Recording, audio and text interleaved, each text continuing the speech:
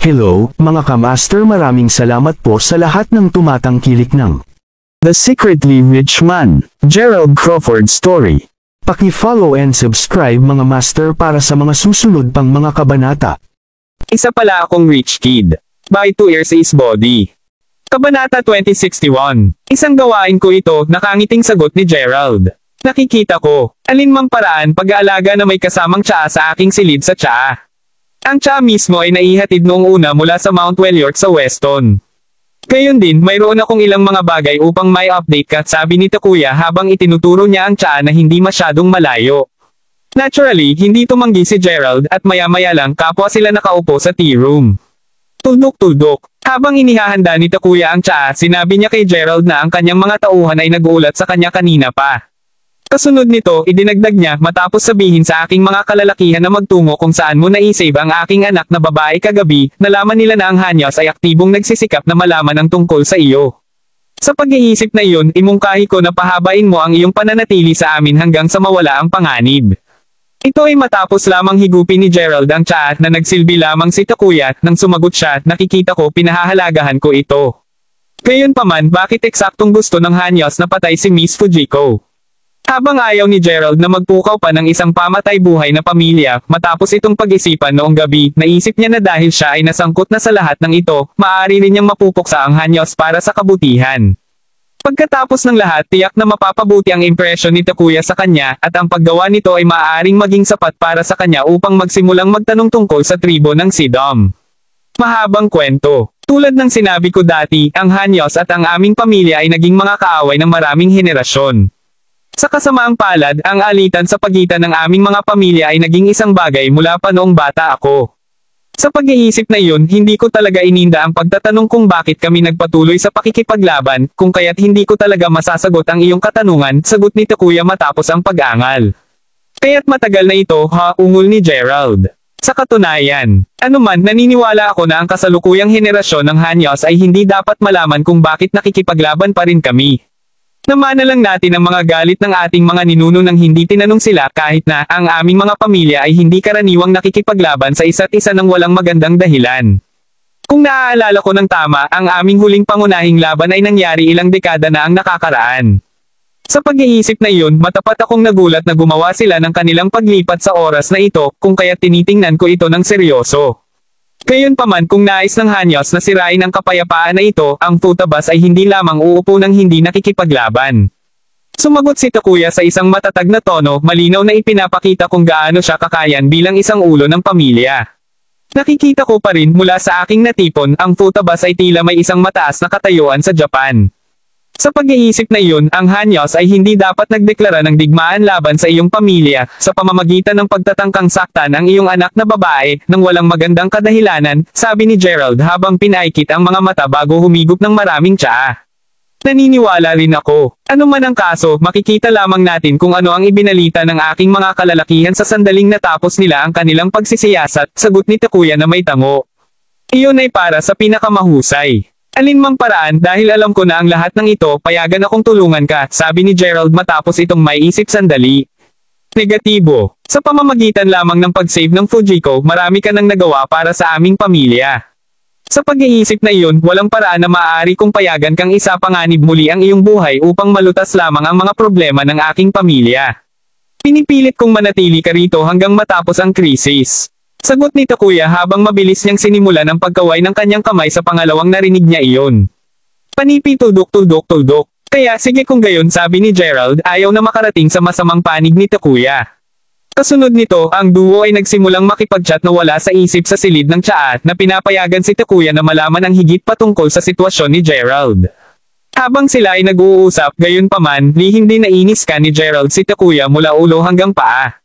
Dahil si Fujiko ay mayroong espesyal na palawit ng Sidom na tribo sa paligid ng kanyang leeg, naniniwala si Gerald na si Takuya na pinuno ng pamilya ay dapat magkaroon din ng katulad na kagamitan sa kanya. Sa kasamaang palad, kahit na naghahanap ng mahabang panahon, nabigo si Gerald na makahanap ng anumang nauugnay sa tribo ng Sidom sa kanya. Kahit ganon, hindi nasaraan ng loob si Gerald. Pagkatapos ng lahat, ngayon na nakilala niya ang pamilya, maaari niyang gugulin ang oras sa pagsisiyasat. Kabanata 2062. Habang nagpatuloy sa pag-inom ng tsaa sina Gerald at Takuya, ang Hanyos ay masipag na sa trabaho pabalik sa kanilang punong tanggapan. Pagkatapos ng lahat sa kabila ng pagsisiyasat sa buong gabi, wala sa kanila ang nakakahanap ng anumang nauugnay na mga pahiwatig. Anuman maaaring makita ang dalawang lalaki na nakatayo sa bulwagan ng punong tanggapan ng Hanyo, ibinaba ang kanilang mga ulo.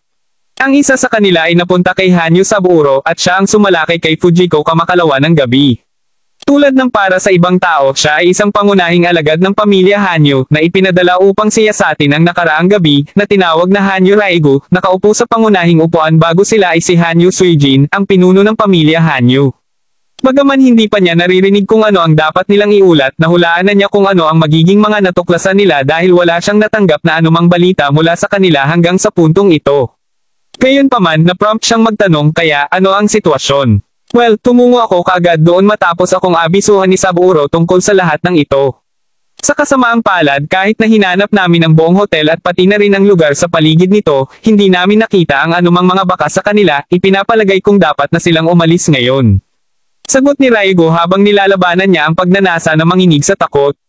Basura! Ungol ni Suijin habang hinahampas ang kamao sa lamesa. W sa lahat ng nararapat na paggalang, Panginoon, ang taong iyon mula sa Weston ay napakalakas.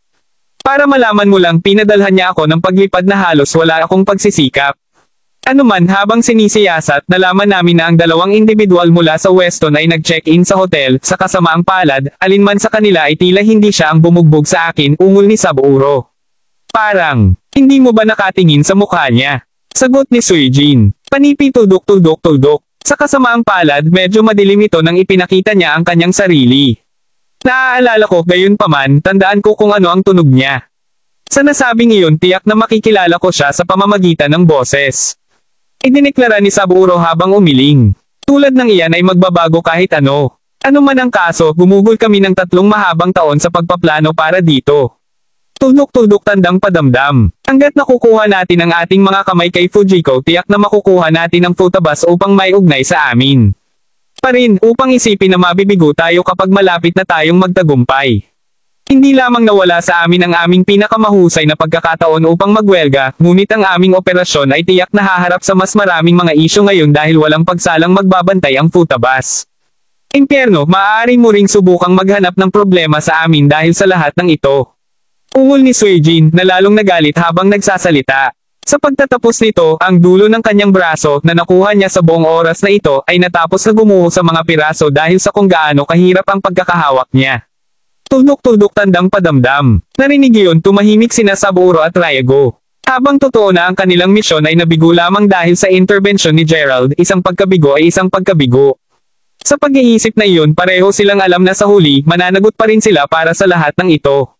Naiintindihan niyon si Raigo na ayaw na hilahin siya ni Saburo dito, nag-iisip ng ilang sandali bago sinabi, siguro makakatulong kung maglabas kami ng isang order sa buong Japan na hanapin ang taong ito. Ako, para sa isa, pakiramdam na mayroong isang magandang pagkakataon na magtagumpay tayo kung pupunta tayo sana. Pagkatapos ng lahat, siya ay hindi kapani-paniwala malakas at siya ay hindi isang katutubong pati na rin. Tuldok-tuldok. Ginawa ko na yan bago kayo bumalik ng dalawa.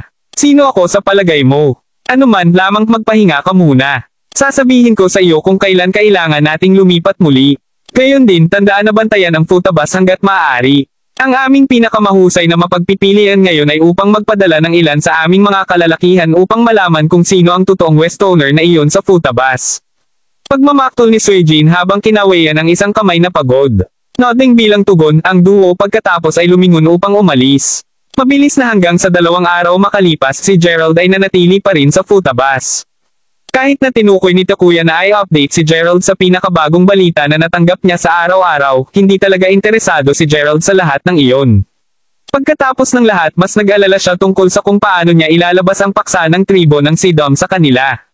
Anuman, habang kumakain kasama ang mga takuyos ng hapon na iyon, hindi mapigilan ni Gerald na tumingin muli sa palawit ni Fujiko. Kabanata 2063. Pag-unlad ng bahagi 0% kompleto, alam na hindi niya malalaman kung totoong sila ay mga inapo ng tribo ng Sidom, sa makatuwid ay hindi malaman ang tungkol sa mga lihim ng Yearning Island, kung hindi siya nagkusa na magtanong. Pagkatapos kumain ng ilang sandali, Gerald casual na sinabi, alam mo, ang palawit mo ay parang espesyal, Miss Fujiko. Oh, ibig mo bang sabihin na ito? Tanong ni Fujiko habang nakaturo sa kwintas.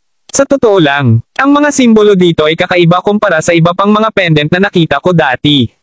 Nagtataka ito sa akin kung ito ba ay isang pendant ng ninuno ng iyong pamilya. Sagot ni Gerald na nakangiti, tinitiyak na panatilihin ang kanyang tono na lundo at natural. Pumiti ng mahina bilang tugon, sinabi ni Fujiko, mayroon kang isang matalim na mata. Sa totoo lang, ang palawit na ito ay isang pendant ng ninuno ng aming pamilya, oo. Gayunpaman, wala talagang kakaiba tungkol dito, putol ni Takuya bago matapos ng kanyang anak ang kanyang pangungusap. At nakikita ko, sagot ni Gerald, patuloy na ngumiti. Malinaw na ayaw talagang pag-usapan ito ni Takuya, at mula sa lahat ng maliliit na pahiwatig na natipon niya hanggang sa puntong ito, sigurado si Gerald na ang Futabas ay tunay na miyembro ng tribo ng Sidom. Huminga ng maluwag dahil hindi nagpatuloy si Gerald sa pagprying dito, sinabi ni Takuya, sa pagsasalita nito, natatakot akong kailangan ko ng tulong sa isang bagay. Ituloy mo, sagot ni Gerald. Aba, umaasa ako na makakasama mo sandali si Fujiko pagkatapos ng aming pagkain. Bagaman medyo mapanganib pa doon at hindi pa namin nalulutas ang aming mga isyu sa Hanyos, sinisiguro ko sa iyo na ito ay isang mahalagang bagay. Ako hindi eksakto na tiwala sa iba pang mga Panginoon sa aming pamilya, kaya maaari ko lang kayong magulo. Ungol ni Takuya sa isang bahagyang napahiya na tono. Sure, okay lang ako sa ganon. Huwag kayong mag-alala tungkol dito, sagot ni Gerald na walang pag-aatubili man. Nakangiting tugon, sinabi ni Takuya, pinahahalagahan ko talaga ito. Tudok-tudok tandang padamdam panipi. Sa labas ng paraan kapag natapos na ang kanilang pagkain, umalis sina Gerald at Fujiko sa bahay ng magkasama, nakaupo sa upo ang pampasahero, si Gerald, na matapat na nakatitig pa rin sa pendant ni Fujiko, ay hindi mapigil ang magtanong, speaking of which, saan tayo pupunta? Matapos ang isang maikling pagpos, nagbuntong hininga si Fujiko bago mapahiyang buangulong, ako ay makikisalo sa isang blind date. Ano ngayon? Sagot ni Gerald, nanlalaki ang mga mata nang bumagsak ang panga. Panipi tuldok. Mahalaga, naisip ng aking ama na ang aming pamilya ay masyadong mahina. Sa pag-iisip na iyon, kung ikasal ako sa isang malakas, ang aming pamilya ay tiyak na mananatiling mapayapa. Tiyak na hindi makakatulong na ang Hanyos ay gumagawa ng isang ilipat muli. Paliwanag ni Fujiko habang umiling siya ng walang magawa, nililinaw na siya ay nag-aatubili na gawin ang lahat ng ito sa simula pa lang.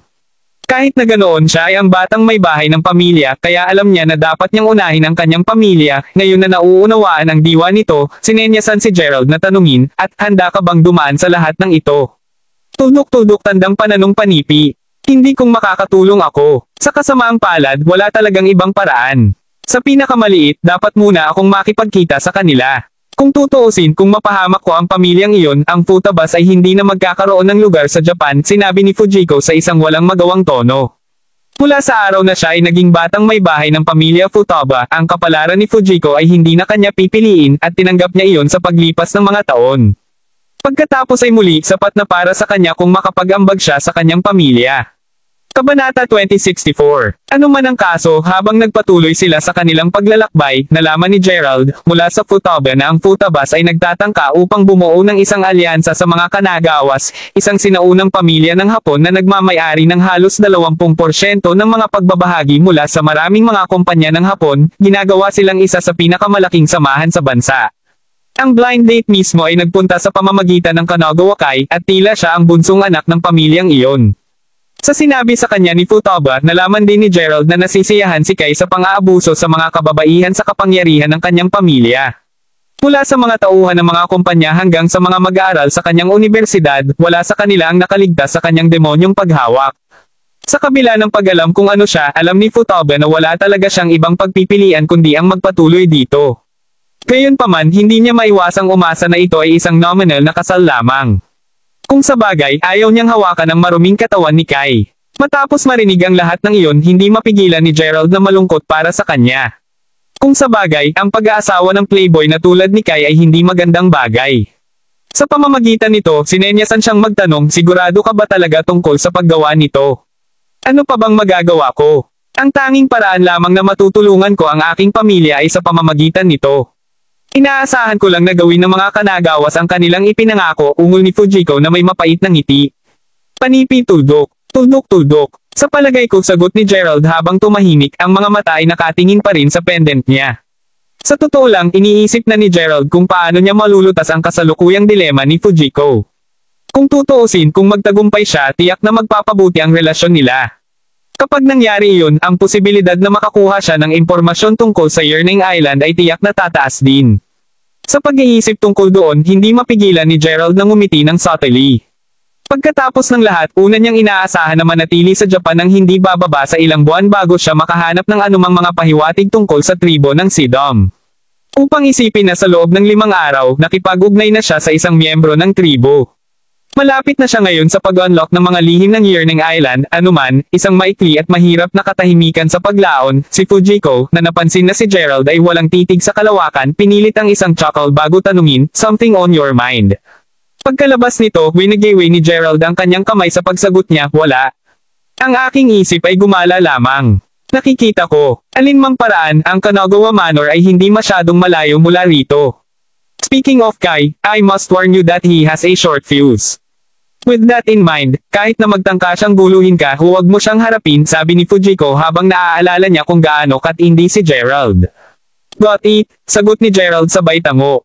Sa madaling panahon, ang kotse ay tumigil sa harap ng mga pintuang daan ng isang napakamaluhumukhang manor. Makalipas ang ilang sandali, ang ilang mga gwardya ay lumakad papunta sa kanilang sasakyan. Alam na ang kanilang batang Panginoon ay lumagda sa isang kasunduan sa kasal kay Fujiko, agad na nagpababa ng ulo ang mga gwardya bago sinabi, maligayang pagdating, Miss Fujiko. Nang makita kung gaano siya kaganda, hindi maiwasang maawa ang mga gwardya. Pagkatapos ng lahat, ang kagandahang ito ay tiyak na masisira ng kanilang batang Panginoon. Salamat. Bago ang ano paman, ito ay si Gerald Crawford at siya ay isang panauhin ng aking pamilya. Narito siya upang bisitahin din ang mga Kanagawas, sagot ni Fujiko habang sumenyas ito kay Gerald na hindi pa umalis sa pwesto ng pasahero. Pumasok ka, G. Crawford. Sinabi ng mga gwardya habang sumenyas sila patungo sa manor. Nodding bilang tugon, sinundan ni Gerald si Fujiko papunta sa Kanagawa Manor. Kabanata 2065. Kapag nasa parlor na sila, sinimulang isubo ni Gerald ang isang sigarilyo na ibinigay sa kanya ng mayordoma at bago sumipsip ng tsaa na pinaglingkuran lang siya. Si Fujiko naman ay mukhang hindi naguluhan. Pagkatapos ng lahat, kahit na narinig niya ang mga alingaw-ngaw tungkol kay Kai mula sa kanyang ama at ilang ibang mga kakilala niya, ito ang totoo sa kauna-unahang pagkakataong makilala niya siya. Makalipas ang ilang sandali, isang medyo malambot na boses ang biglang narinig na nagsasabing, nako, nako. Kung hindi ito ang batang may bahay ng pamilya Futaba, ano ang magdadala sa iyo sa Kanagawa Manor ngayon? Paglingon sa pinagmula ng boses, ang dalawa ay sinalubong ng paningin ng isang payat na lalaki na may gulong mukha at isang goatee. Mula sa kung gaano siya kaina tumingin sa punto kung saan ang isang ordinaryong tao ay maaaring patumbahin siya ng isang solong suntok, maliwanag na ang kanyang katawan ay napinsala ng alak at kasarian. Tuldok-tuldok. Sa kasamaang palad, ito ay walang iba kundi ang batang Panginoon ng pamilyang Kanagawa, Kanagawa Kai, nakasimangot ng bahagya sa sinabi ni Kai, mabilis na umiling si Fujiko bago sabihin, magandang araw, Kai. Tulad ng malamang na nahulaan mo, ako si Fujiko mula sa pamilyang Futaba, at narito ako dahil sa aking ama. Anuman, umaasa akong susubukan mo kahit papaano na maging magalang. Sa totoo lang kung hindi dahil sa kanyang kasalukuyang kalagayan, iniiwan na lamang ni Fujiko ang lugar na ito kay Gerald, anuman ang kaso, nagkibit balikat si Kai bago sumagot sa isang walang malasakit na tono, kaya ikaw. Gayon din, sino ang lalaking ito? Siya ay isang kaibigan ng pamilya, at narito siya upang pangasiwaan ako, sabi ni Fujiko habang humihinga siya ng malalim. Ang katotohanan na siya ay gugugol ng halos lahat ng kanyang buhay sa B** star na ito ay nagpaparamdam sa kanya ng sobrang sakit at atubili na magpatuloy dito. Tuldok-tuldok. Nakikita ko. At ano ang dapat kong tawagan sa iyo? Tanong ni Kai habang nagsisimulang maglakad papunta kay Gerald. Tinaikit ang kanyang sigarilyo, simpleng sagot ni Gerald na Gerald Crawford. Kung gayon, G. Crawford, naniniwala akong alam mo kung sino ako kay Miss Fujiko, narito. Sa pag-iisip na iyon, bigyan kami ng ilang personal na puwang. Kukuha ako ng mayordoma upang akayin ka sa isa sa mga kwartong pambisita upang makapagpahinga. Iyon ay dapat na sangayon, hindi? Tanong ni Kai habang patuloy sa pagtitig kay Gerald.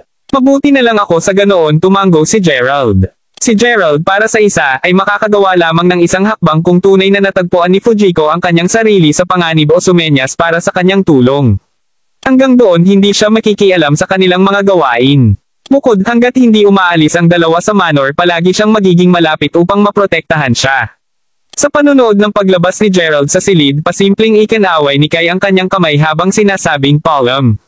Kapag si Gerald ay wala na sa paningin, hindi gusto ni Fujiko na tumingin sa kanya habang sinabi niya, siya ay isang mahalagang panauhin ng aking pamilya, alam mo ba? Hindi mo ba naiisip na nasobrahan ka? Patawarin mo ako. Pinapayagan ko lang siyang magpahinga sa isang silid ng panauhin. Bukod sana ay hindi mo nakalimutan na narito ka upang talakayin ang aming pagsasama. Hindi mo ba nakikita na hindi nararapat para sa isang tagalabas na tulad niya na naroroon sa gayong okasyon? Tinanong ni Kai na ang ngiti ay agad na naging lascivious ng pangalawang umalis na si Gerald. Inaayos ang kanyang mga damit nang makita niyang tinitingnan ni Kai ang buong katawan, ang hindi mapakali Fujiko pagkatapos ay sumagot. Tuldok-tuldok, ano man ang kaso, tutuperan ba ng iyong pamilya ang iyong sinabi? Pero syempre, ang mga Kanagawas ay hindi kailanman lumabag sa mga pangako. Hanggat ikaw ay naging isang Kanagawa simula ngayon, matutupad namin kaagad ang lahat ng aming mga pangako. Deklara ni Kai habang pinupunasan ang drone sa kanyang bibig. Habang masaya siya kasama ang maraming kababaihan mula sa mga empleyado hanggang sa mga mag-aaral sa universidad alinman sa kusa o puwersahang, lahat sa kanila ay naiiba mula sa Fujiko. Pagkatapos ng lahat, hindi lamang si Fujiko ay isang likas na kagandahan, ngunit siya ay medyo buxom din. Dahil dito, ang pagnanasa niya sa kanya ay kasalukuyang nasa bubong. Kabanata 2066. Sumimangot ng bahagya, pagkatapos ay sumagot si Fujiko, medyo masyadong maaga, hindi mo iniisip. Mabuti, hindi namin ito magkaroon ngayon pagkatapos. Ano man, pinakamahusay na kung manatili ka rito sa mga susunod na araw upang mas makilala natin ang bawat isa. Gayon din, mas mabilis na magkaroon kami ng seremonya sa kasal, mas mabuti. Malinaw lamang kami, magsisimulang lamang ang mga Kanagawas na tulungan ng Futabas sa sandaling kasal kaming dalawa. Naniniwala akong alam mo yan, di ba, Miss Fujiko? Sinabi ni Kai, hindi na sinusubukan pang itago ang pagnanasa sa kanyang mga mata. Pagkuha ng isang hakbang pabalik upang maiwasan ang kanyang mahawakan bago siya tinitigan ng naiinis, pagkatapos ay sumagot si Fujiko, pagpipigil sa sarili, G. Kanagawa, tandaan, hindi pa tayo kasal. Panipi-panipi, tuldok-tuldok-tuldok. Sa katunayan talaga, humihingi ng paumanhin para sa pag-una ng aking sarili. Ano man, bakit hindi ka muna magpahinga sa isa sa mga kwartong pambisitahin? Kasunod nito, magkakasabay kaming maghapunan at gagamitin ko ang pagkakataong iyon upang ipakilala ka sa aking pamilya. Siyempre, tatalakayin din namin ang mga detalye sa kasal noon, sabi ni Kai habang hindi niya maaalakan na kinuskos ang kanyang mga kamay. Sa totoo lang, wala siyang pakialam sa alyansa sa Futabas. Gayunpaman, nagmamalasakit siya tungkol sa pagkawala ni Fujiko kung nabigo siyang pigilan ang kanyang sarili sa ngayon. Sa pag-iisip na iyon, aktibo siyang nagsimulang pigilan muli ang kanyang sarili. Tuldok-tuldok, panipi tuldok-tuldok-tuldok. Mabuti ang tunog, sagot ni Fujiko na guminhawa lamang na makakalayo siya mula sa gumapang na ito sa ngayon. Kasunod nito, pinangunahan ni Kai si Fujiko sa isang silid ng panauhin, at ang pangalawang pagpasok niya, sinenyasan niya ang kanyang mga tauhan bago bumulong, bantayan ang kapwa Gerald na iyon. Ang Futabas ay hindi magpapadala ng isang kasama niya nang walang anumang magandang dahilan. Sa pag-iisip na iyon, kung nagsimula siyang kumilos ng kakaiba, agad akong ipaalam. Gayon din, ihanda ang mga gamot na iyon. Kakailanganin ko sila ngayong gabi. Droga. Aling mga gamot? Ang ibig mo bang sabihin ay ecstasy o? Tanong ng isa sa mga alipors na hindi mapigil ang tumingin sa nawasak na katawan ni Kai. Sila ay nagtatrabaho para sa kanya para sa taon na ngayon, kaya sila ay well ng kamalayan na siya ay talagang kailangan ng gamot upang mabuhay ng isang normal na buhay ngayon. Tuldok-tuldok. Panipi tuldok-tuldok-tuldok. Siya ay ang aking hinaharap asawa, ulo sa iyo. Bakit kailangan ko ng kaligayahan? Pagmamaktol ni Kai habang sinasampal ang lalaking nagsalita sa pagkabigo niya. Upang isipin na ang kanyang mga alipors ay kailangan pang magtanong kung kailan sila nagtatrabaho para sa kanya ng napakatagal. Tuldok-tuldok. Gaano kainis? Nakuha ko ito. Maghahanda na ako kaagad. Bulyo ni henchman nang mabilis siyang tumango bago takpan ang ulo, takot na masampal ulit siya. Pinapanood ang kanyang mga alipors pagkatapos ay umalis, hindi mapigil ang ngumiti ni Kai. Dahil magpakasal pa rin sila, naisip niya na wala siyang posisyon na tanggihan ang kanyang mga pagsulong. Sa pag-iisip na iyon, siguradong gagawin niya ito ngayon sa kanya. Kapag nagsawa na siya sa kanya, maaari na lamang niyang itapon siya nang walang anumang epekto. Pagkatapos ng lahat, walang paraan sa impyerno na ang Futabas ay kahit na maglakas loob laban sa Kanagawas. Ano man ang kaso, sa oras ng gabi ay dumating, ang mga alipors ni Kai ay nakuha na ang kanilang mga kamay sa mga gamot na kailangan ni Kai. Matapos matanggap sila ni Kai, in-order niya ang mga maid na maghanda ng isang masaganang hapunan. Simple lang ang plano niya. Lasingin si Fujiko pagkatapos ay kumilos.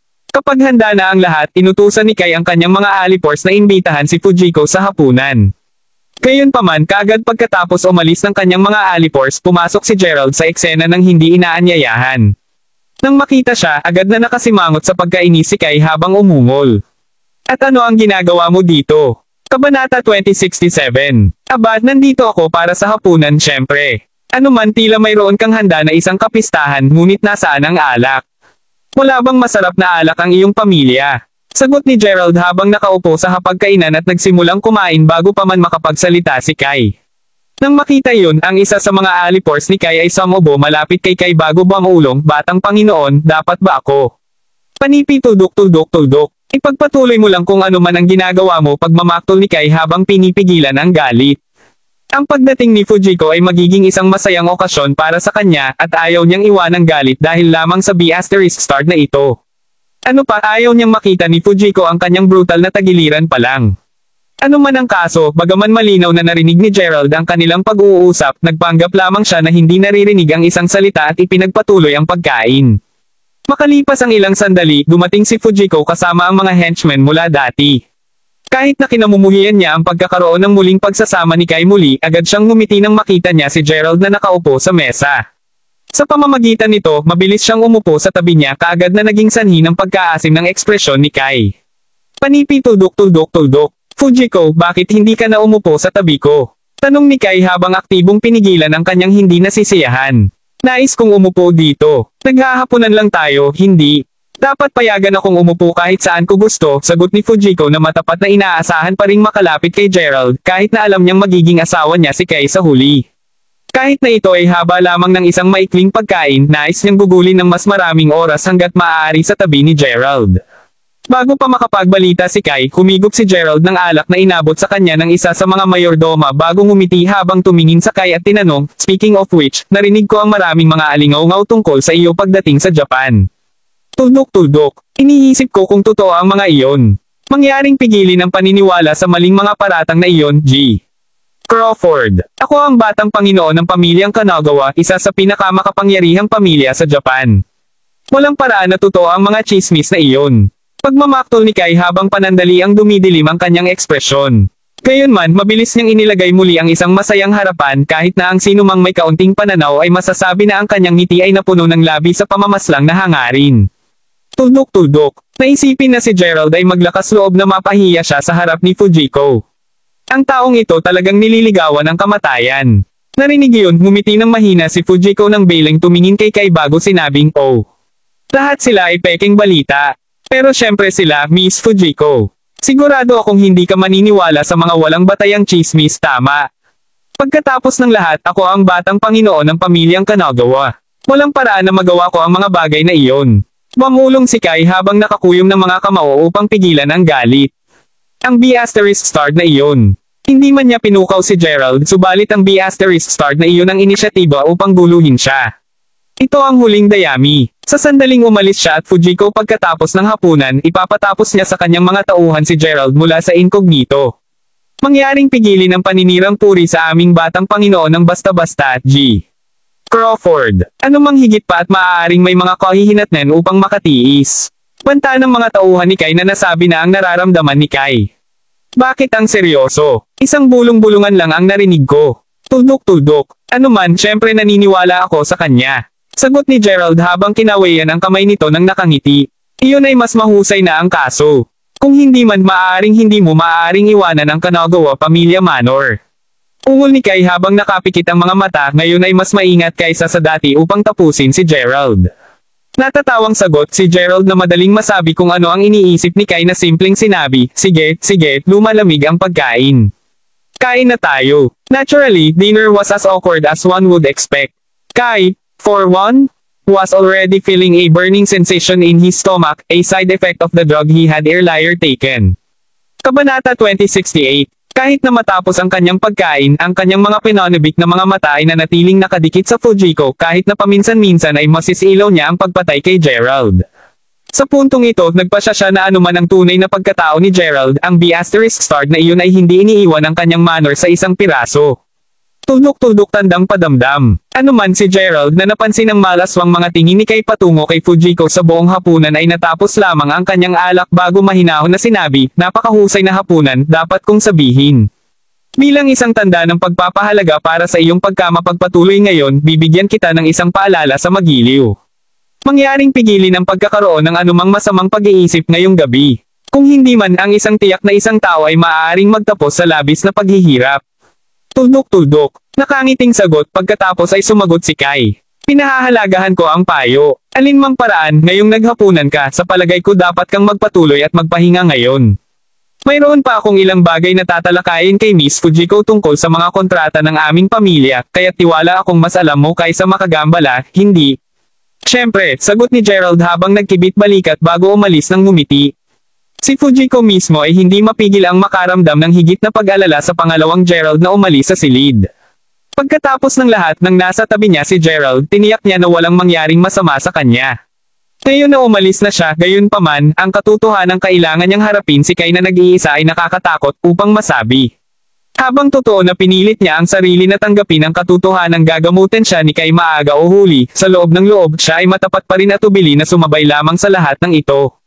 Tuldok-tuldok. Ano man ang kaso ay ngayon na umalis si Gerald, kagad tumingin si Kai sa ilan sa kanyang mga alipors bago umorder, pagmasdan mo siya ng mabuti. Matapos mapanood ang mga ito na tumango at umalis, mabilis siyang sumenyas para sa mga natitirang henchmen na umalis din at isara ang pinto sa likuran nila.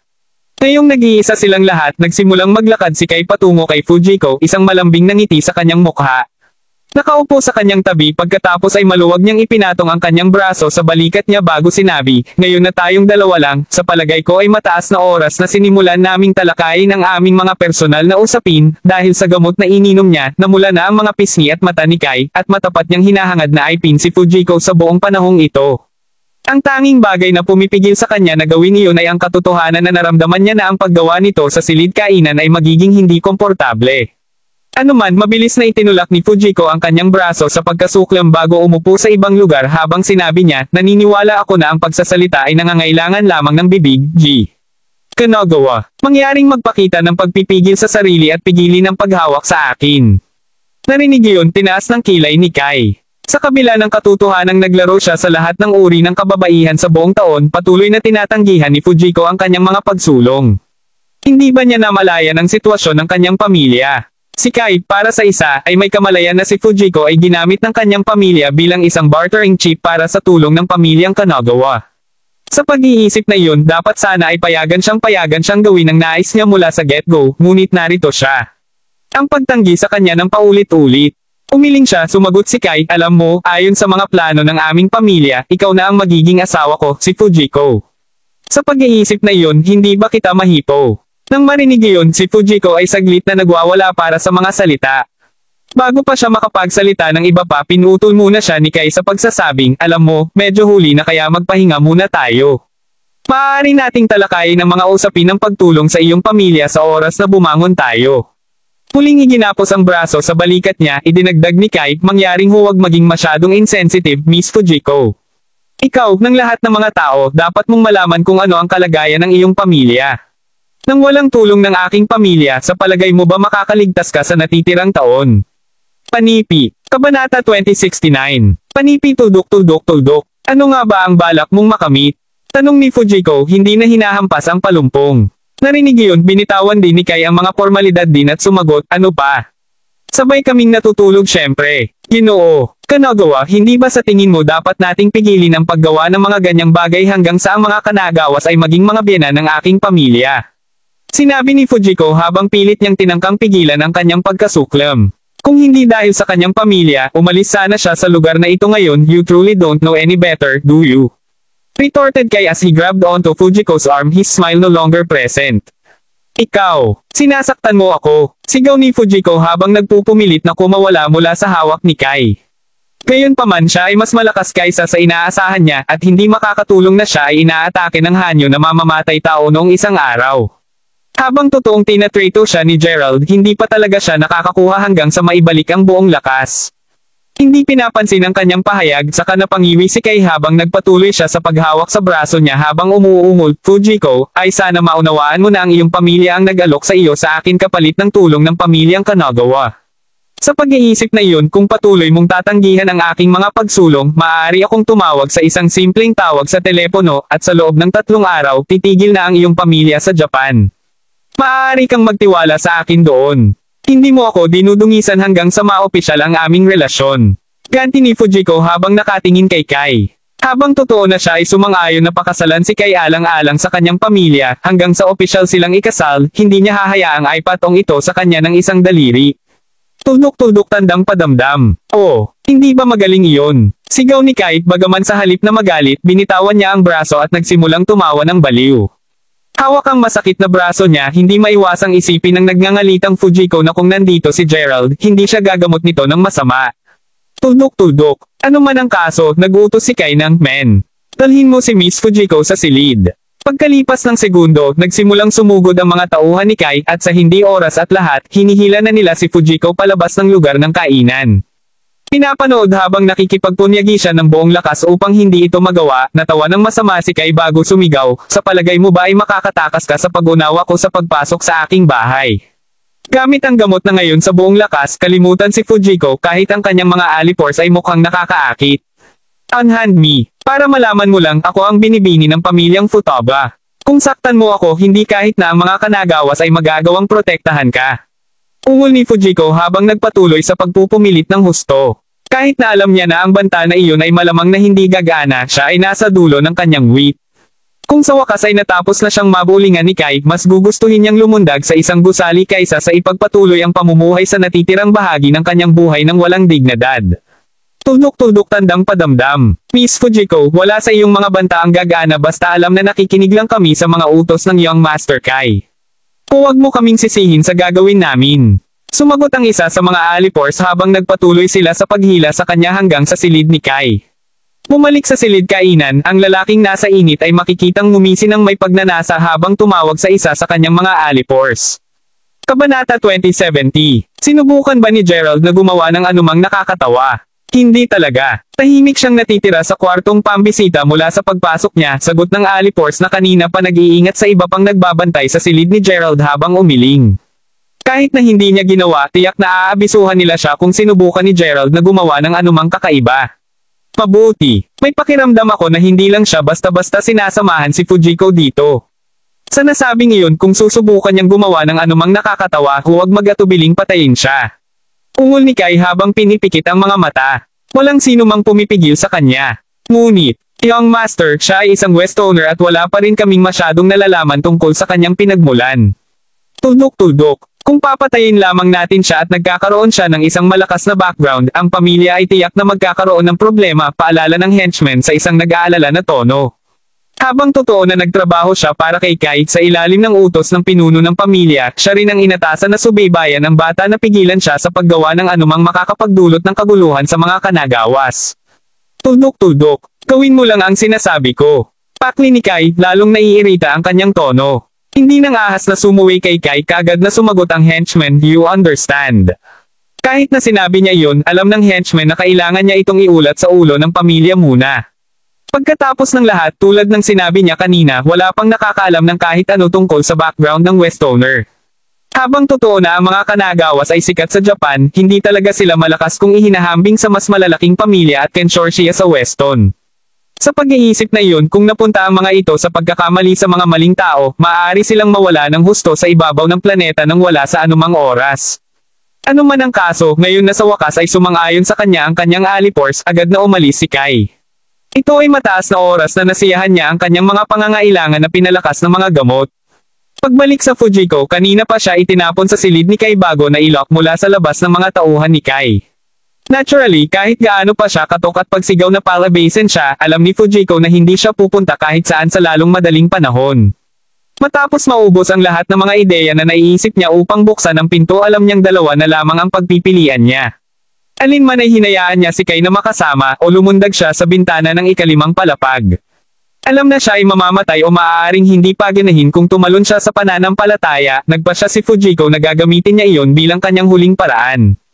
Tuldok-tuldok. Makalipas ang ilang sandali, dumating si Kai na gumulong-gulong ang utak ng pagkahilo ng lalaki na ganap na naabutan ng malakas na gamot. Matapos uminom ng napakaraming gamot sa kanyang buhay, ang mga malakas lamang na tulad nito ang maaaring magparamdam sa kanya ng anuman. Alinmang paraan kung hindi para sa kanyang matinding pagganyak na yongkin si Fujiko para sa kanyang sarili, ginugulo niya ang kanyang mga alipores. Anuman pagdating bago ang pinto ng kanyang silid, sumigaw kaagad si Kai, buksan ang pinto. Narinig iyon, ginawa ng mga bantay ang itinuro niya at ang pangalawa ay binuksan ang pinto, kinuha ni Fujiko ang pagkakataong mag-bolt out. Sa kasamaang palad, tinulak lamang siya ni Kai pabalik sa silid. Tuldok-tuldok. Sa pagtingin sa curvy na katawan ng natural na kagandahan, hindi na napigilan ni Kai ang sarili. Slamang ang pinto sumara sa likuran niya, agad siyang tumalon sa kanya. Agad na namumutla, mabilis na umatras si Fujiko. Kahit na ang kanyang lakas ay hindi pa ganap na nakabawi, mayroon pa rin siyang mga kasanayan at tiyak na mahahawakan niya ang isang tamad na lalaki tulad ni Kai. Bumalik sa silid ng panauhin, makikita si Gerald na nakaupo sa may bintana. Sa sandaling iyon, inalerto siya ng kanyang Herculean primordial spirit na sa peligro na si Fujiko. Pagkatapos ay muli, matapos tignan ang ekspresyon ni Kai kanina, naisip na ni Gerald na may mangyayari na tulad nito. Sa pamamagitan nito, agad na lumabas si Gerald sa pintuan. Kabanata 2071. Kung natapos si Fujiko sa isang mapanganib na sitwasyon, alam ni Gerald para sa isang katotohanan na hindi na siya makakakuha ng anumang impormasyon tungkol sa tribo ng Sidom mula sa iba pang futabas. Sa pag-iisip na iyon, kailangan niyang isave si Fujiko bago ang may masamang nangyari sa kanya. Nang mapagtanto na binuksan ang pinto, ang mga alipores na nagbabantay sa silid ni Gerald ay kaagad na inilagay ang kanilang mga kamay sa likuran nila nang tanungin ng isa sa kanila, mayroon bang maitutulong, G. Crawford. Malinaw na nakikita kung saan napunta ang kanilang mga kamay, mahinang ngumiti si Gerald nang sumagot siya, nako, lalabas lang ako para sa isang lakad. Medyo nakakainip doon, alam mo, hindi mo ako pipigilan sa paggawa niyon, tama. Sa kasamaang palad, kailangan nating tanggihan. Dahil ikaw ay isang pinahahalagahang panauhin ng futabas, isa ka rin sa mga kanagawas. Sa nasabing iyon, manatili sa loob para sa iyong sariling kaligtasan.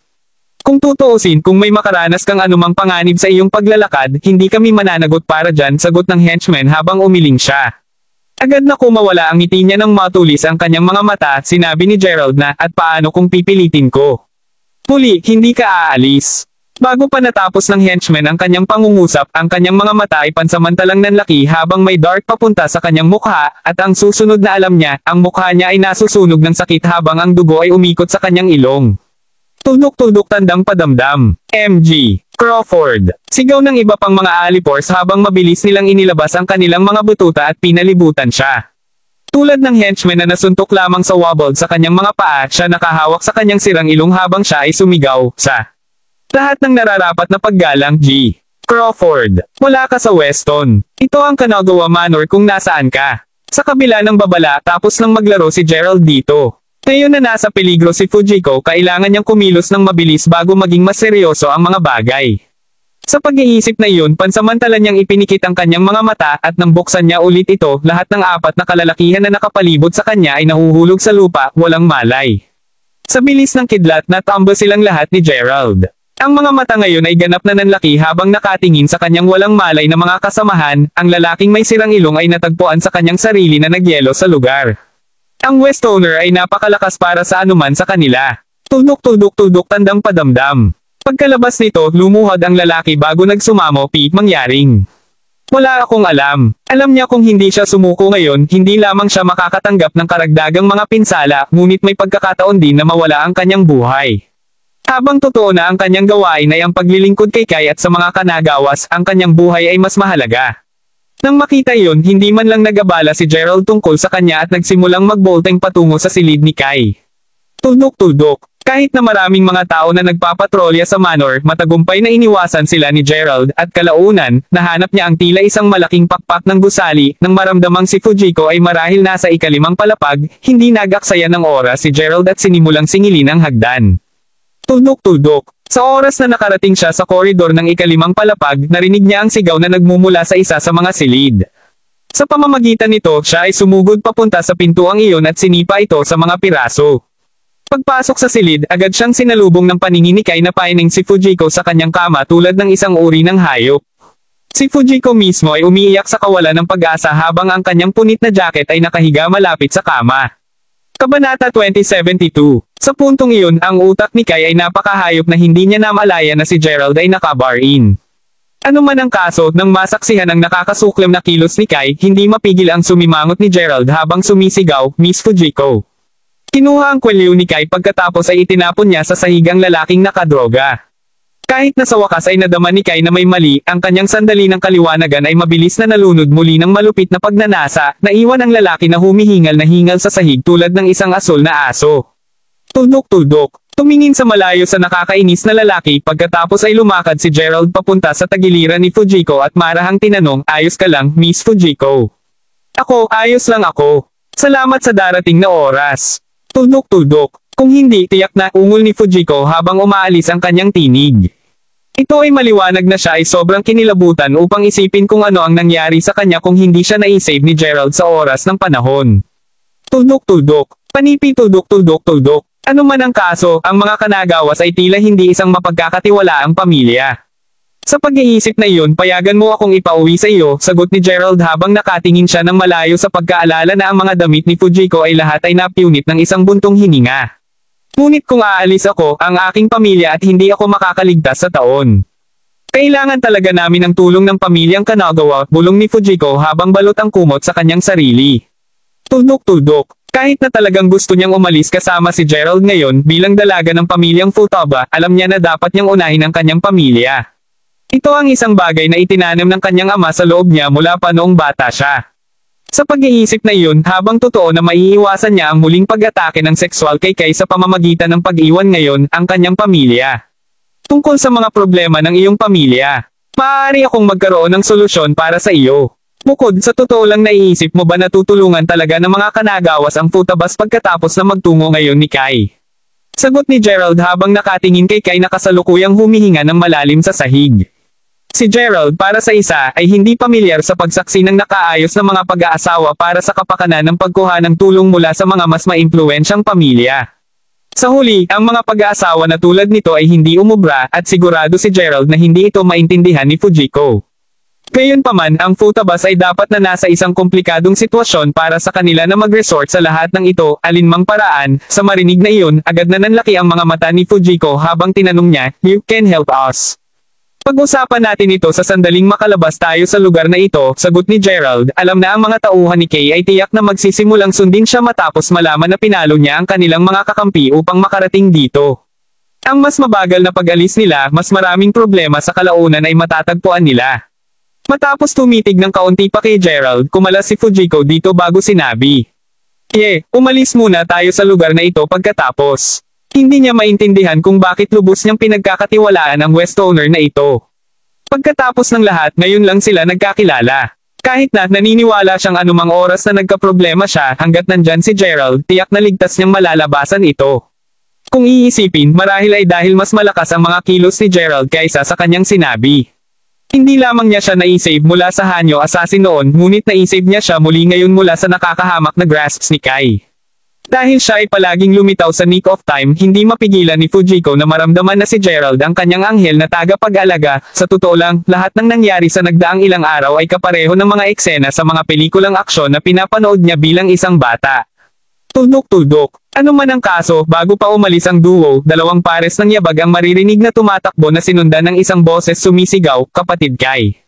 Kasunod nito, isang alipors at isang alipin ang lumitaw sa pasukan, nanlaki ang kanilang mga mata nang makita nila si Kai na nakahiga sa sahig. Nakangisi, tumayo si Gerald bago sinabi, "Manatili ka rito. Hahawakan ko sila." Panipi. Kabanata 2073. Habang lumalakad si Gerald sa kanila, sinamon siya ng titulo bago sumigaw, "Tama si Kuya Kai. Wala kang problema kundi ang pamilya Kanagawa." Hindi pinapansin ang pahayag na iyon, simpleng lumusot si Gerald. Bago pa malaman ito ng henchman, nagkaroon ng matinding sakit sa likuran ng kanyang ulo, at ganoon din, na-knockout na siya.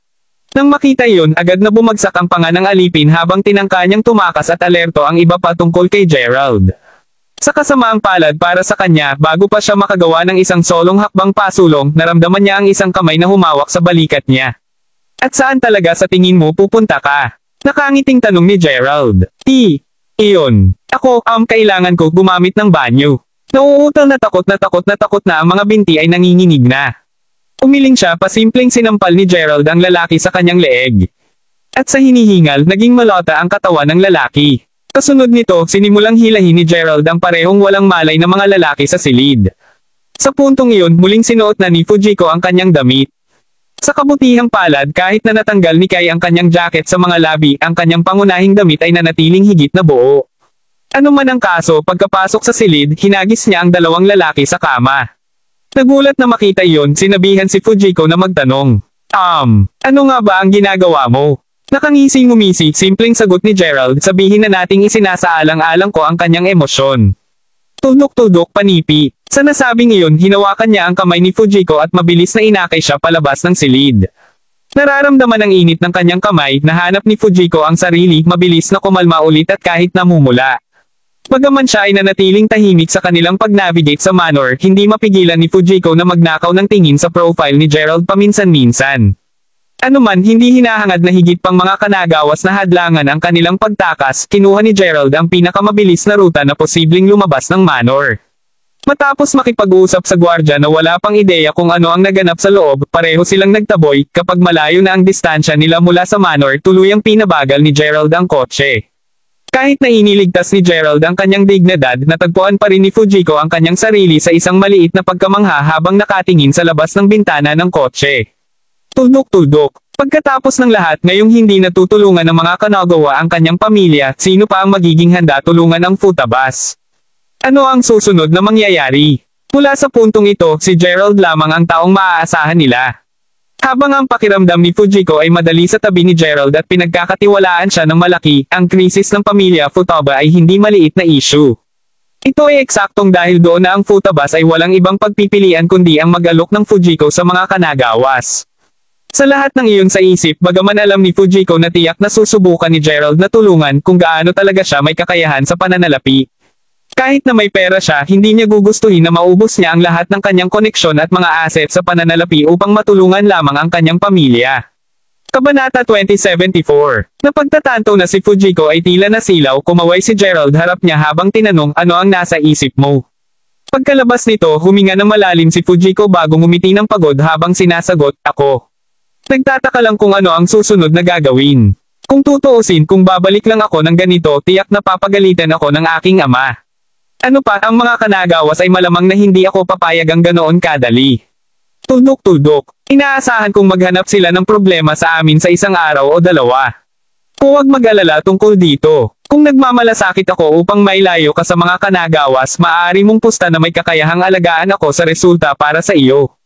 Nakangiting tugon ni Gerald. Matapos tumitig sandali kay Gerald, biglang sinabi ni Fujiko, itigil ang sasakyan. Panipi tuldok-tuldok-tuldok. Ha! Sagot ni Gerald, nagulat.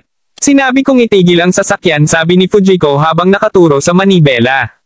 Dahil malayo sila mula sa Kanagawa Manor ngayon na nangangahulugang ang mga Kanagawas ay marahil ay hindi makakahabol sa kanila sa anumang oras, si Gerald ay humila lamang sa tabi ng kalsada.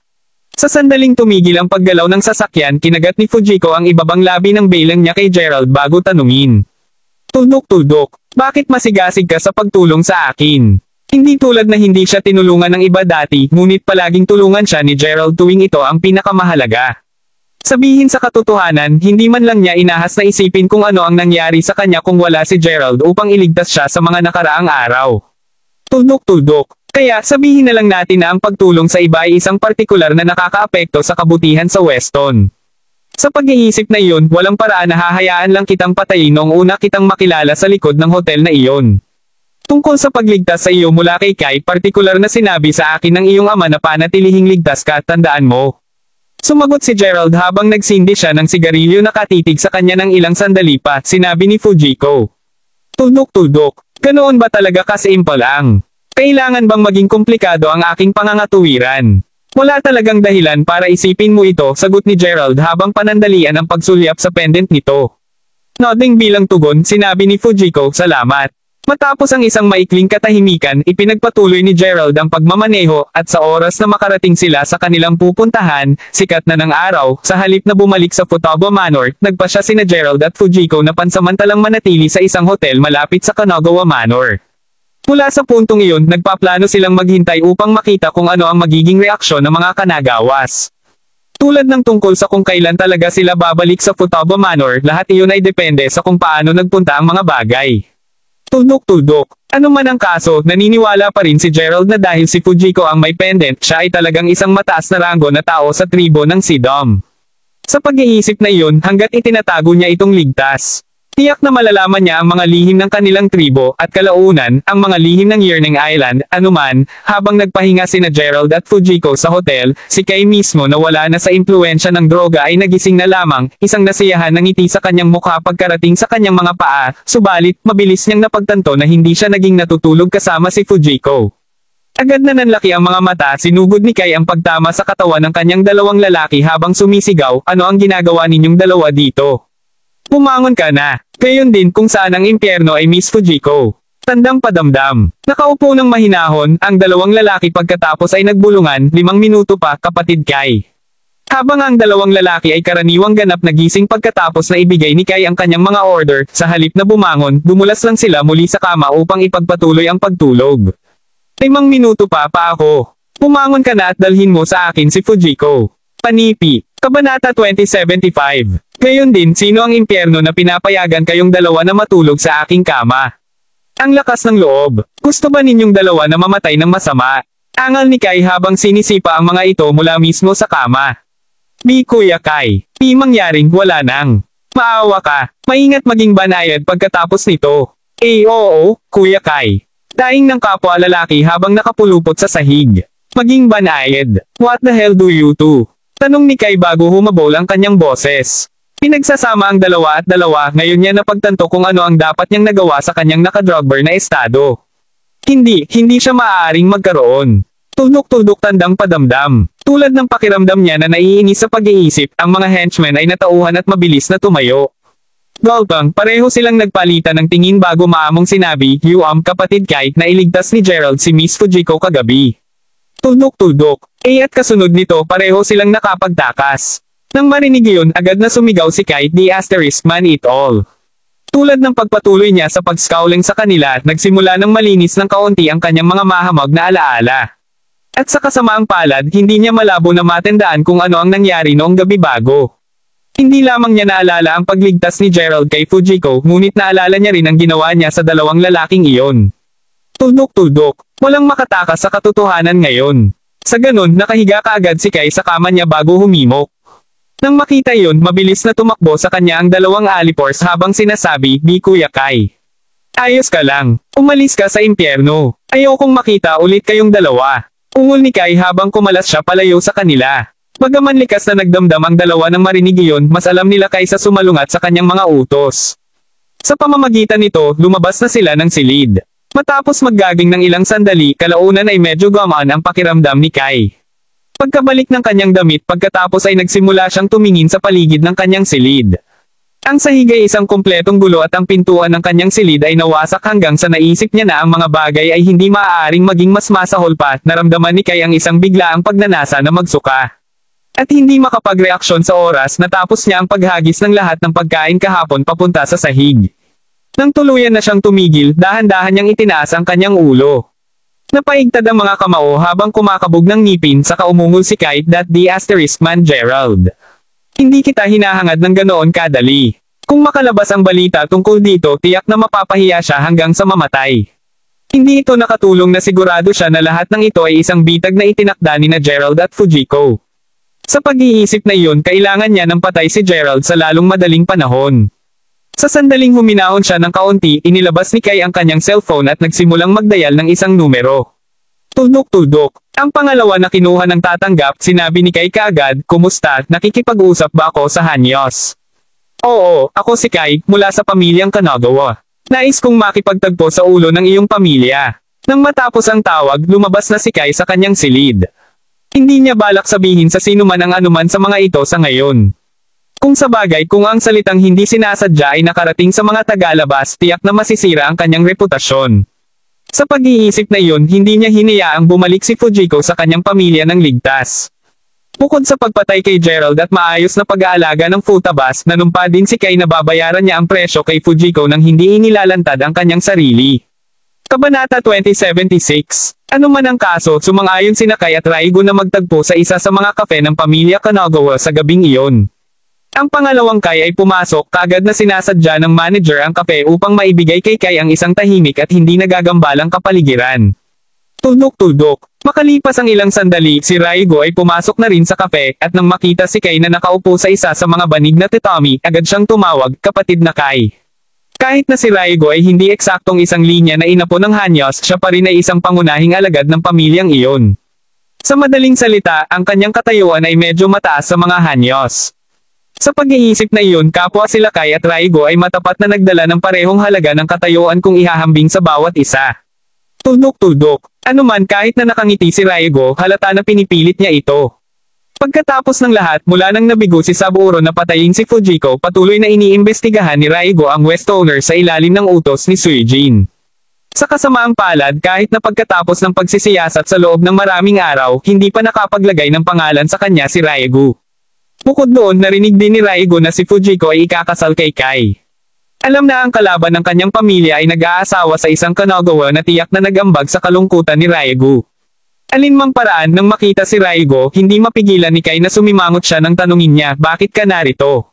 Sa gayon, ang aking hepe ay kasalukuyang nag-aalaga ng isang kagyat na usapin, kaya't pinapunta niya ako bilang kahalili niya. Anuman ikaw ng lahat ng mga tao, ay dapat malaman kung gaano kataas ang aking katayuan sa aking pamilya, kapatid na Kai. Sa pag-iisip na iyon, dapat mo ring malaman na ang anumang sasabihin mo sa akin ay kapareho ng direktang pagsasabi sa pinuno. Alinmang paraan, tiyak na susubukan ng Hanyos ang aming makakaya upang matulungan ka. Nakangiting sagot ni Raigo. Wala itong masyadong mahirap. Kailangan ko lang ng isang patay, sagot ni Kai, na naintindihan na hindi pa siya kwalipikado upang humiling ng isang pribadong pagpupulong kay Suijin. Oh, who the hell would dare to offend you, Kuya Kai? Dapat mayroon silang isang wish sa kamatayan. Hindi alintana, sa kung gaano kahusay ang iyong pamilya, hindi ba dapat madali kang makitungo sa taong iyon? Hindi mo talaga kami kailangan para dito, di ba? Nakangiting sabi ni Raigo. Hindi pinapansin ang pahayag ni Raigo, simpleng sagot ni Kai, siya ay panauhin ng futabas na tinawag na Gerald Crawford. Kahit na ang pagkapoot ni Kai sa kabataan na iyon ay umabot na sa rurok, mas alam niya kaysa ipadala ang kanyang mga alipors upang manghuli kay Gerald.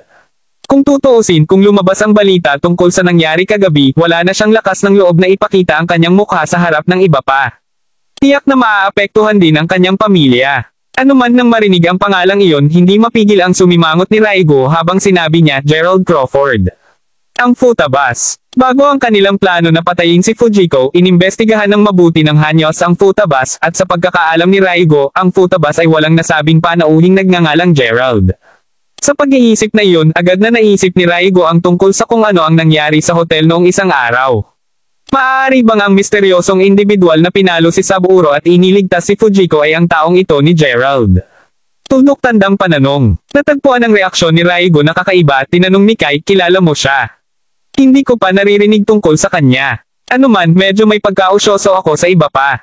Kung tama ang narinig ko, balak mong pakasalan si Miss Fujiko, hindi? Bakit mo biglang ninanais na patayin ang bisita niya kung gayon?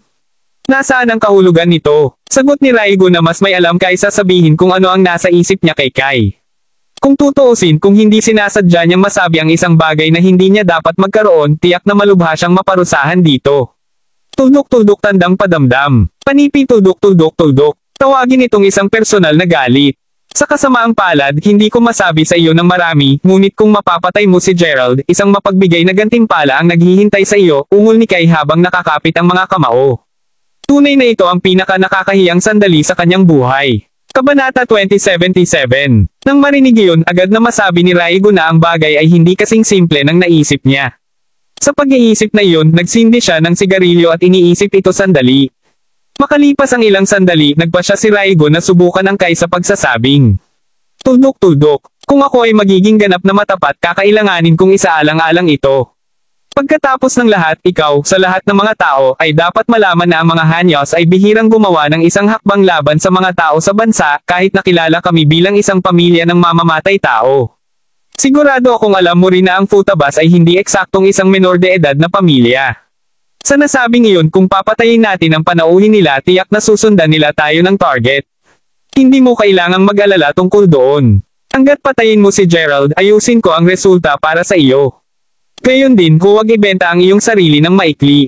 Naniniwala ako sa mga kakayahan ng mga mamamatay tao ng aming pamilya. Tiyak na mapapatay mo siya nang hindi natuklasan. Sa pagsasalita nito, narito ang 10 bilyong yen. Kapag patay na siya, babayaran kita ng doble. Kaya, paano ito? Tanong ni Kai habang binuhat niya ang isang malaking kahon na nasa tabi niya sa buong oras na ito at inilagay sa mesa. Matapos itong buksan ni Kai, sinalubong si Raigo nang makita ang maayos na nakaayos na mga stack ng cash. Matapos ayos-kan sandali ang nilalaman ng kahon, pagkatapos ay ngumiti si Raigo habang sumagot, tila nais mo talagang patayin si Gerald. Tuldok-tuldok. Gayunpaman, dahil kasama dito ang futabas, kakausapin ko muna ang pinuno bago ibigay ang aking tugon. Kung mas maaga ang sagot, mas mabuti. Gayon din, alamin na ang pera ay hindi isang problema. Hanggat pinapatay mo siya, maaari mong pangalanan ang anumang presyo. Kahit anong presyo man. Idineklarang Kai habang tumango at isinara ang kahon. Napakahusay. Aalis na ako at mag-uulat sa pinuno kung gayon, sagot ni Raigo habang tumango bago binaba ang kanyang tsaa na lumamig na bago umalis sa kafe. Ang pangalawang Raigo ay umalis, agad na nalungkot ang mga mata ni Kai, na hinimok siyang gumawa tumawag, ilang sandali lamang, dalawang magagaling at buxom na kababaihan ang pumasok sa kafe at ang pangalawa ay nagsara ang pinto sa likuran nila, agad na sumalampak si Kai, masigasig na palabasan ang lahat ng kanyang natitim na galit sa kanila. Tuldok-tuldok. Si Raigo mismo ay agad na bumalik sa punong tanggapan ng Hanyo upang iulat ang impormasyon sa Suijin. Matapos masabihan ang diwa ng kahilingan sa pagpatay kay Kai, hindi mapigilan ni Suijin na kumunot ang noo habang sinabi niya, hiniling ka ni Kai na pumatay ka sa isang panauhin ng futabas.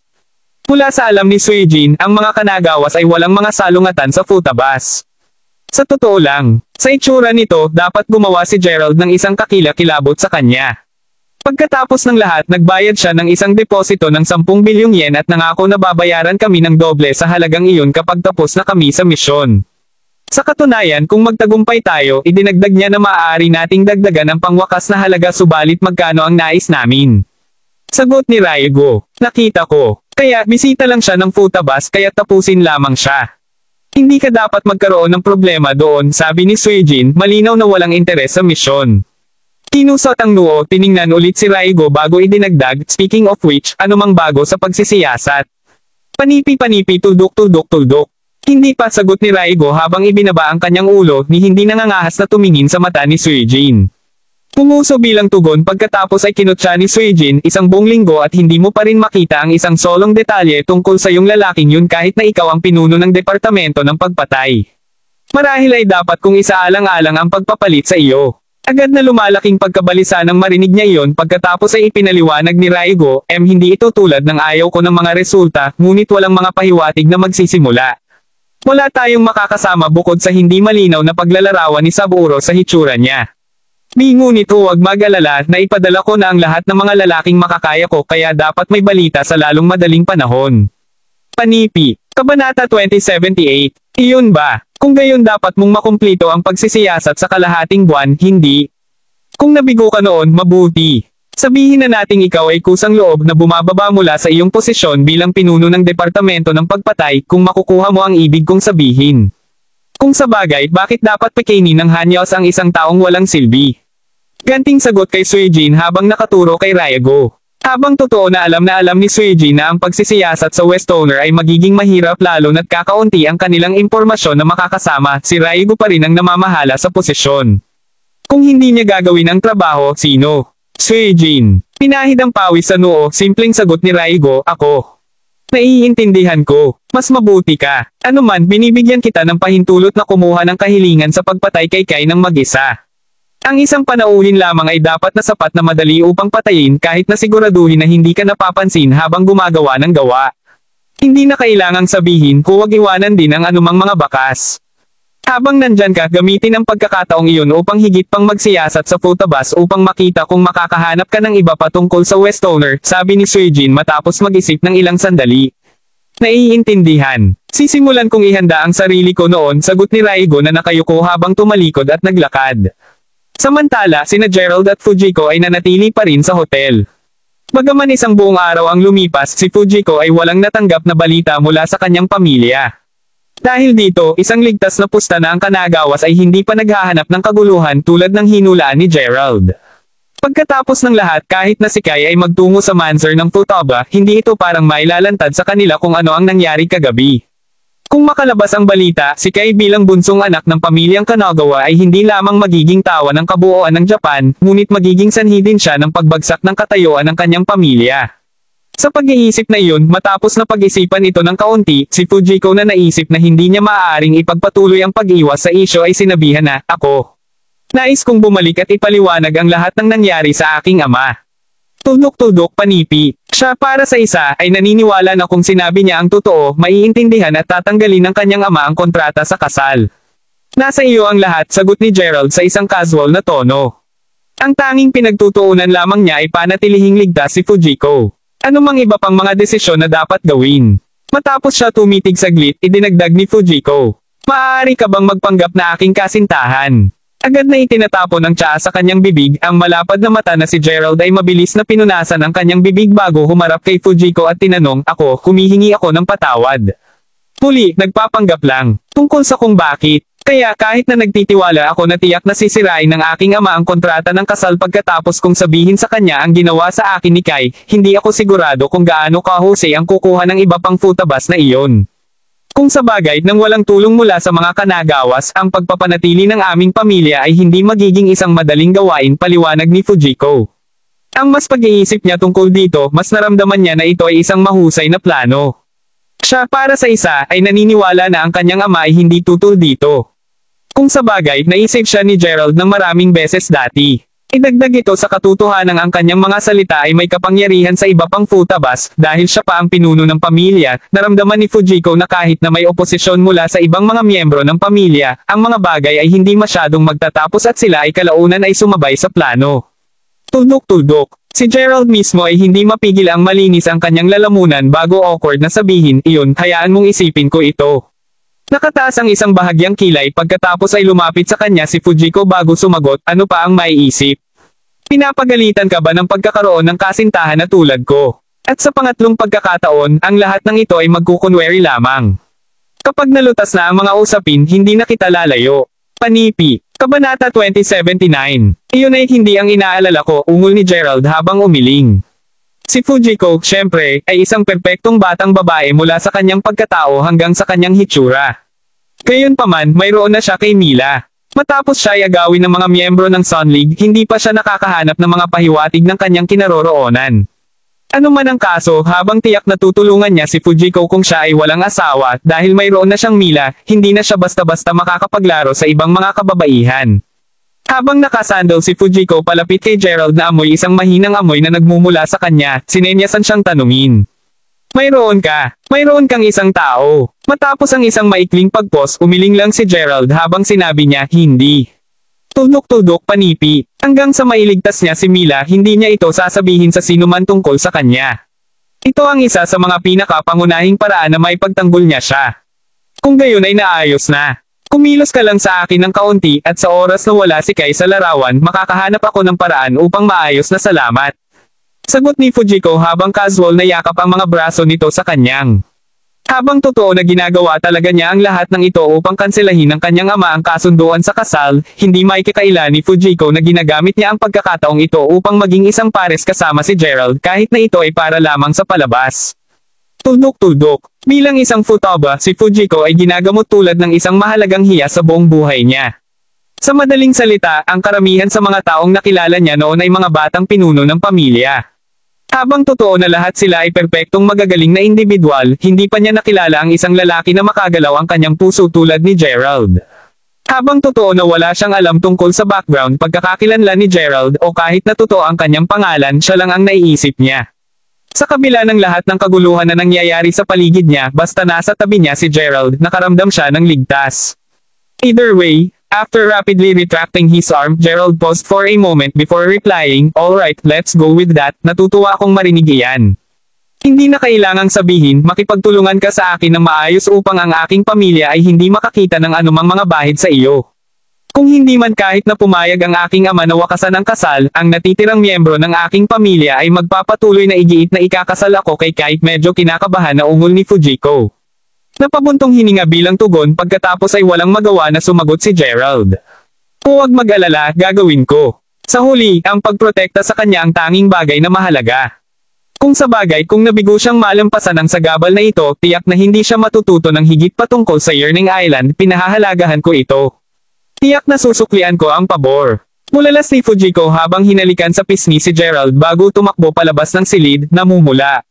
Mismong si Gerald ay nanatili sa ilang sandali na nagyayelo sa lugar. Nang tuluyan na siyang makaalis dito, hindi niya maiwasang mapangiti ng bahagya ng hawakan ng lugar kung saan dumapo ang mga labi ni Fujiko. Gayunpaman, hindi ito nagtagal bago lumubog ang pagkakasala at mabilis niyang hinimas ang mukha niya bago magsindi ng sigarilyo upang mapakalma ang kanyang sarili. Mabilis sa susunod na umaga, nag-check out sina Gerald at Fujiko sa hotel bago magmaneho pabalik sa Futabo Manor. Pagdating at paglabas ng kotse, mabilis na hinawakan ni Fujiko ang kamay ni Gerald na tinitiyak na maengganyo ang mga daliri sa pagitan niya nang makita niya ang kanyang ama na nagmamadali upang batiin sila. Bagaman alam niya na simpleng umaarte sila, hindi mapigilan ni Fujiko na ngumiti. Pagkatapos ng lahat kahit na ito ay pawang ilusyon lamang pansamantala, kanya si Gerald. Mismong si Takuya ay hindi mapigilan ang titig sa duo nang makita silang magkahawak ang kanilang mga kamay. Malinaw na naalala niya ang sinabi kay Gerald na panatilihing ligtas si Fujiko habang siya ay nasa Kanagawa Manor. Sa pag-iisip na iyon, bakit ganito ang paghawak nila ng mga kamay pagkatapos ng 3 araw lamang? Panipi tudok. Kayong dalawa pag-usapan natin ito sa loob tatay, sagot ni Fujiko habang pinuputol ang kanyang ama bago hinaila si Gerald papasok sa bahay. Kabanata 2080. Si Gerald mismo na sumunod lamang sa pagsunod, ngumiti ng hindi maganda kay Takuya habang nilalakad siya ng duo. Ilang sandali lamang, si Takuya na nakaupo sa host seat ay natagpuan niya si Gerald at Fujiko na magkahawak pa rin habang nakaupo sa mga pwesto sa panauhin. Mahirap na hulaan kung ano ang tungkol sa lahat ng hawak ng kamay na ito, unang sinabi ni Takuya, kaya, tuldok. Kailan talaga kayo magkasama sa gayong relasyon? Kung siya ay magiging matapat, ang lahat ng ito ay nangyari ng napakabilis na pakiramdam niya ay medyo nalulula. Ano man nang marinig iyon, binitawan ni Fujiko ang kamay ni Gerald at tumayo bago idineklara, pare, hindi ko nais na isakripisyo ang aking kaligayahan para kay Kai. Pagkatapos ng lahat, ikaw, ng lahat ng mga tao, dapat mong malaman na masisira ang aking buhay kung magpapatuloy ako sa pagpapakasal sa kanya. Panipi tuldok. Nakukuha ko kung saan ka magmumula. Ngunit pa rin, ungol ni Takuya habang nakatingin sa kanyang anak na babae. Pare, pakiusap. Nais ko lamang makasama si Gerald. Sa pag-iisip na, mangyaring bigyan kami ng iyong mga pagpapala. Sagot ni Fujiko habang nakaupo at nagpatuloy sa paghawak sa kamay ni Gerald. Tuldok. Pinagpalit-palit ang kanyang tingin sa kanilang dalawa pagkatapos ay bumulong si Takuya. Bago iyon muli, kailan talaga nagsimula ang lahat ng ito? Mula sa sandaling unang pagkikita natin. Sagot ni Fujiko. Napabuntong hininga bilang tugon pagkatapos ay walang magawa na sinabi ni Takuya. Bilang isang ama, natural kong inaasahan na makahanap ka ng isang mabuting tao na makakasama. Gayunpaman nang walang tulong ng pamilya Kanagawa, maaaring hindi kami makaligtas hanggang sa katapusan ng taon. Gayon din, sigurado akong alam mo na ang ibang mga kasapi ng pamilya ay hindi rin sasang-ayon dito. Ngunit anak mo ako, hindi mo lang kayang isakripisyo ang aking kaligayahan. Hindi ko makasama si Kai. Alam mo kung hindi ako na-save ni Gerald sa oras, tiyak na ginahasa ako. Sigaw ni Fujiko nang medyo naging emosyonal siya. Ano ang sinabi mo? Tanong ni Takuya habang tumatalon siya. Ako, hindi ako. Nagsabi kahit ano, ungol ni Fujiko nang mabilis siyang umupo.